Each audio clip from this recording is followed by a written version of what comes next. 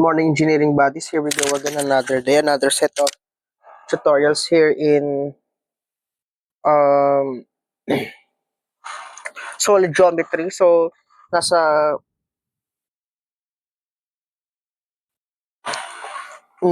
ano pa rin tayo, prism, cylinders. So, ganun pa rin tayo. So, let's continue solving problems. I believe it is problem number 7 na, no? Example number 7.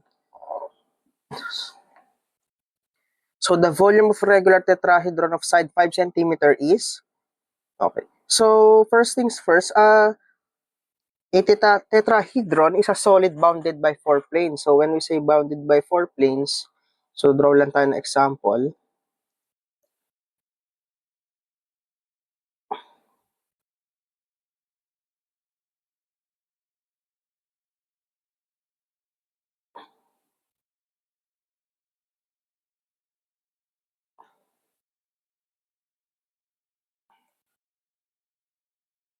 So, let's say may ganyan lang tayo, tapos drawin tayo ng red line.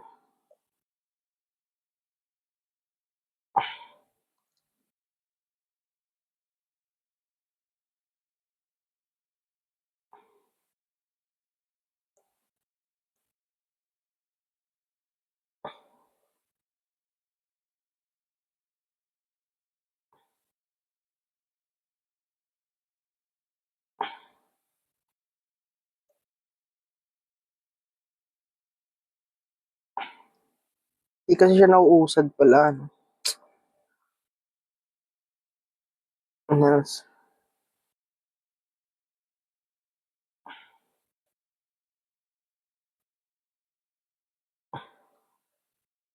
Yan, basta ganyan, parang ganyan siya. Yan, may 4 na plane, so parang ganyan.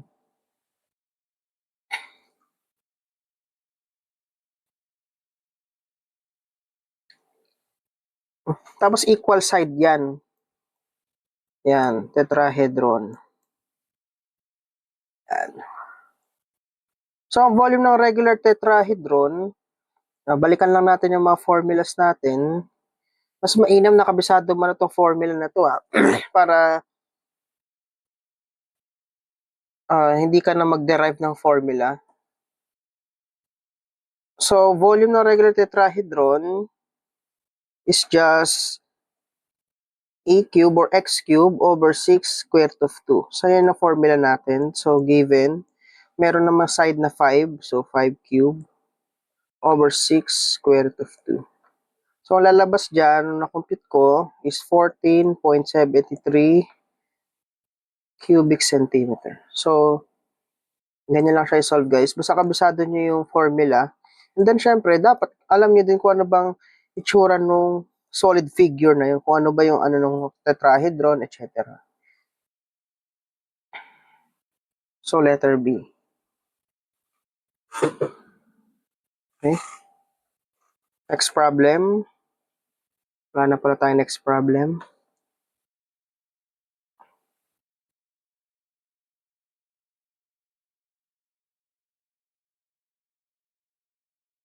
Susuotan ko na ba ito?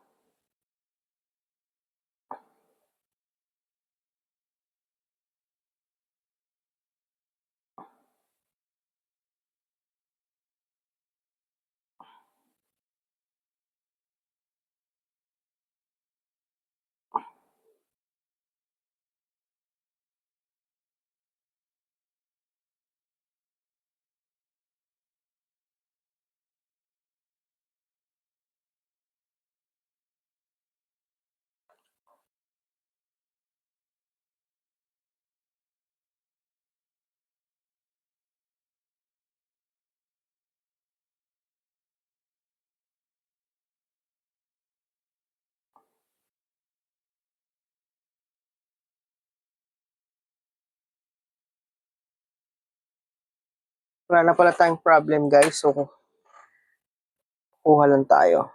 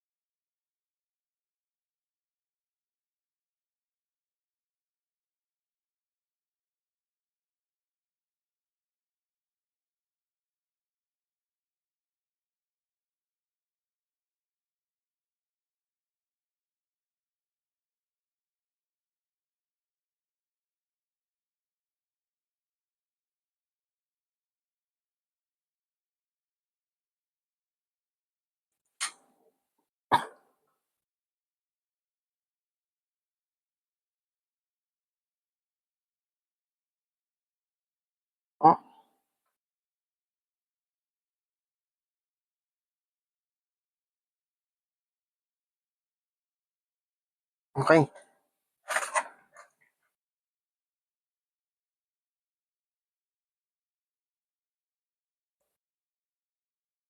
Okay, so next problem tayo, problem number 8.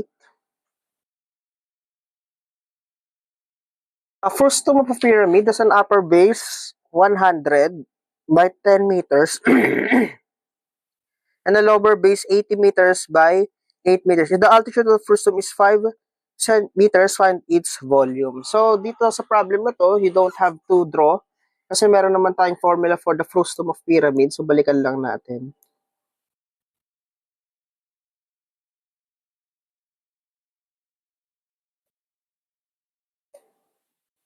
So, sana naiintindihan kung ano yung frustum.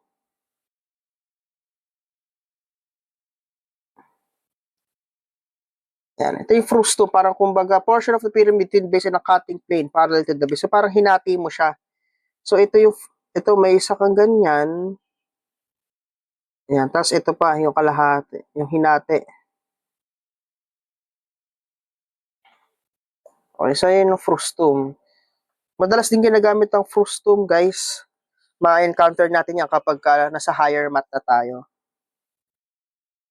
Okay, formula for the volume of frustum ng pyramid is just volume ng frustum is just h over 3 area 1 plus area 2 plus square root ng area 1 area 2. Okay? So for the just plug in the formula yung value. So yung h natin, ano ba yung h? Yun yung altitude ng frustum which is 5 over 3. Area 1, ano ba yung area 1? Bali area lang, 100 times 10 plus area 2 is ganyan. Tapos plus square root ng 110, 80, plus 8. So, volume ng frustum na solve ko kanina is 4,066.67 cubic meter. So, you can try on your own sa pag-plug in sa calculator. Then, comment down below kung may nahirapan kayong alamin na value. Okay?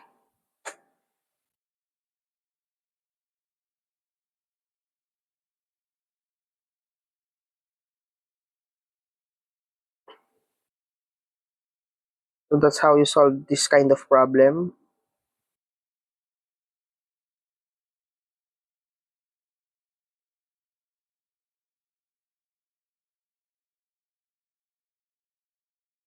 Okay, next.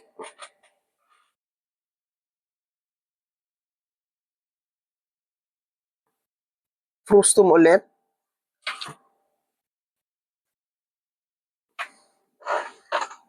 The volume of a regular triangular pyramid is an equilateral triangle for its bases. The lower and upper base edges are 9 and 3 respectively. Find the volume. If the volume is 118, how far apart are the base?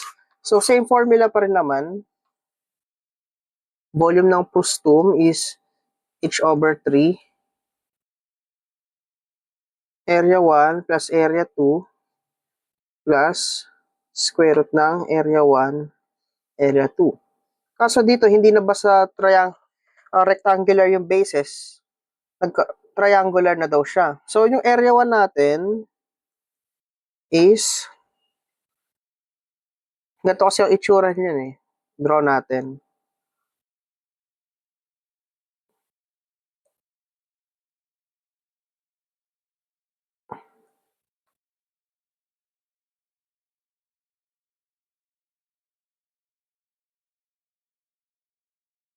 Yan.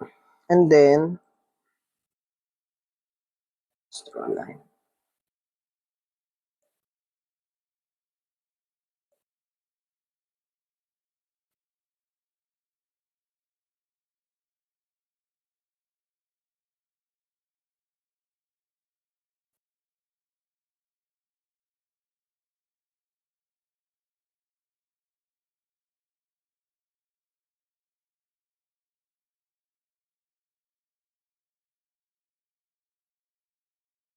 Dapat pantay.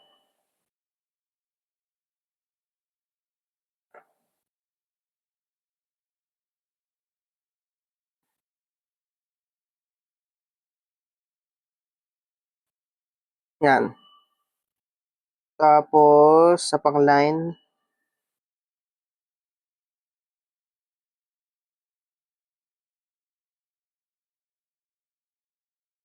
eh. So, triangular bases. Equilateral triangle. So, pag equilateral triangle, alam natin, ito ay 60 degrees. 60, ito 60 din, ito 60. Tapos base edges, so 9. 9. Sana na-imagine guys kung paano ko nakuha to Para siya, ito na mismo yung para frustum ng pyramid. Tapos ito daw yung hinahanap, itong pagitan nito. So parang nakaganyan siya. Yan, itong H na to. Ito yung hinahanap natin na H yung pagitan. Parang dito kasi, pinakita ko dito, putol na. So may nakadugtong pa yan, di ba? Yung sa pyramid nga. Tapos parang may nakadugtong pang ganyan. So parang ganyan, no? Okay. So yung area 1 natin, hindi area no equilateral triangle. So pwede tayong gumamit ng scissors rule. Sin 60. When we plug in it calculator, guys, kaya naman mag-plug in sa calculator. Sinulve ko na kasi ito. Yan, meter square. Then the area 2 is same. So pero ang ano naman niya is 9. Ito yung 60 dyan guys Sin of 35.074 square meter siya.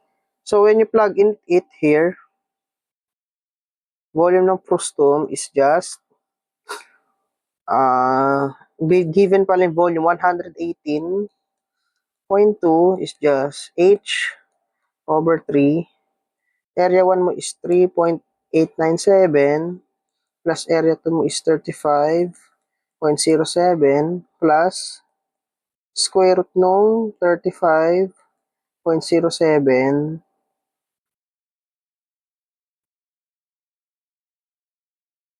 So, yan.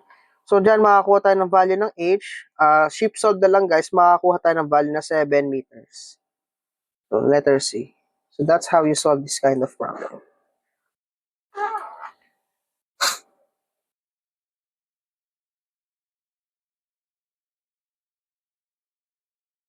So, for more engineering tutorials, please like and subscribe to my YouTube channel and hit the bell button para update tayo sa mga future pa nating tutorials guys. So, happy watching, keep learning, and padayon engineers.